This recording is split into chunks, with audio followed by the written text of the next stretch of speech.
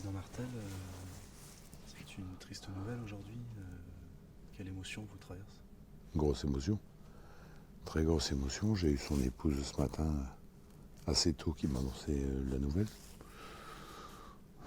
Daniel Leclerc, c'était un frère pour moi, c'est un monument, c'est quelqu'un de la famille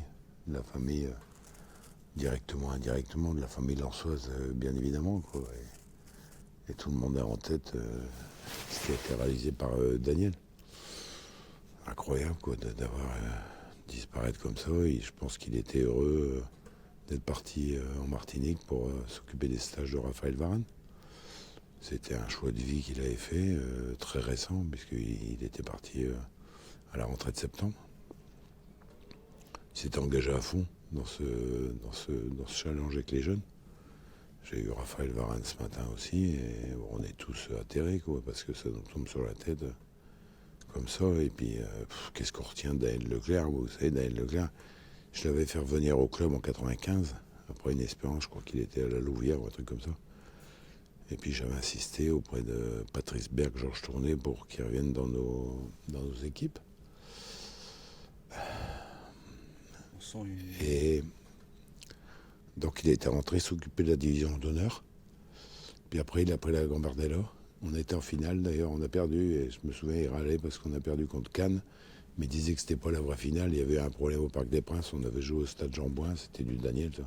Dans l'équipe de Cannes, je me souviens, il y avait Patrick Vieira.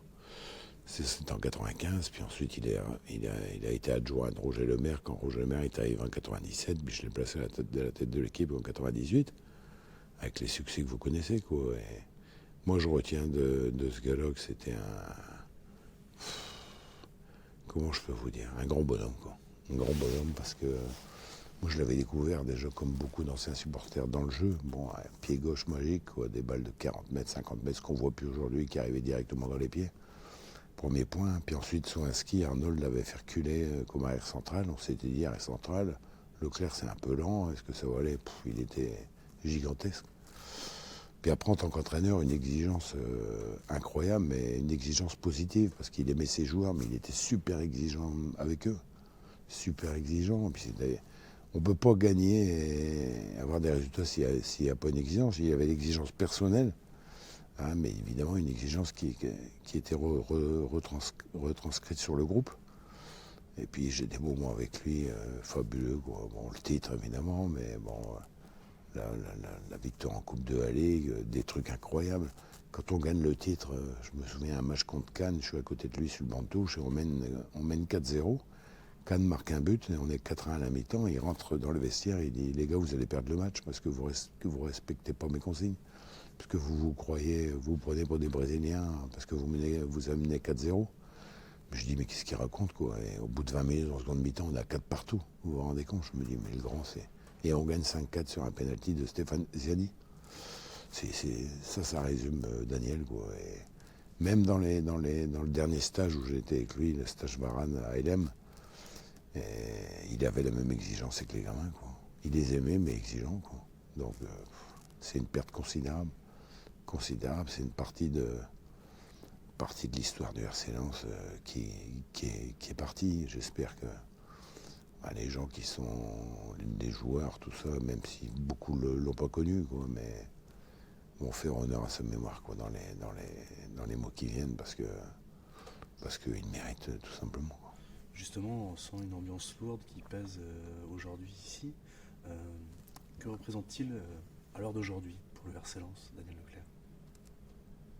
C'est l'icône du RC Lens, hein, Daniel Leclerc, sans aucun doute. Hein, c'est des moments de vie et de passion de supporters et où on est dans l'euphorie parce qu'on gagne, quoi. Vous vous rendez compte, un titre de champion de France à Lens en 98, personne n'aurait pensé à ça. Cette fierté qui a été redonnée aux gens qui étaient dans la difficulté à cette époque-là de retrouver Lens au plus haut niveau. Et évidemment, c'est son œuvre. Moi, je me souviens, il est gardé. J'en ai eu beaucoup d'entraîneurs dans ma carrière, mais j'ai toujours été frappé par Daniel. Daniel, il parlait que de l'équipe, il parlait que de son équipe quand il faisait les causeries d'avant-match, vous savez. Donc, il n'était pas en train de dire l'arrière gauche en face, il il a un bon pied gauche, un mauvais pied droit. Il parlait que de nous, quoi. Son système de jeu 4-3-3, et on joue vers l'avant, quoi. C'est des trucs qui me paraissent simples, mais je peux vous dire qu'il lâchait rien. L'entraînement, il lâchait rien. Moi, je l'ai vu déjà quitter l'entraînement parce que les gars respectaient pas ce qu'il demandait, quoi. C'était Daniel, quoi. Daniel avec un mec entier, quoi. Voilà, entier dans le sens positif du terme, hein, bien évidemment. Et quand on avait fêté les 20 ans du titre, là, on avait fait un musée à Lens, là, avec, il était venu, je sais pas combien de fois, pour aller signer les autographes et être là, quoi. On a suivi des matchs, quand j'ai arrêté le club, on a suivi quelques matchs ensemble. On parlait football, quoi, parce que football. Je pensais qu'à ça, lui, hein, j'ai perdu quelqu'un on a tous perdu quelqu'un de fantastique. S'il était là aujourd'hui, à ma place devant vous, quel message vous voudriez lui transmettre? Bah, d'abord, on parlerait foot.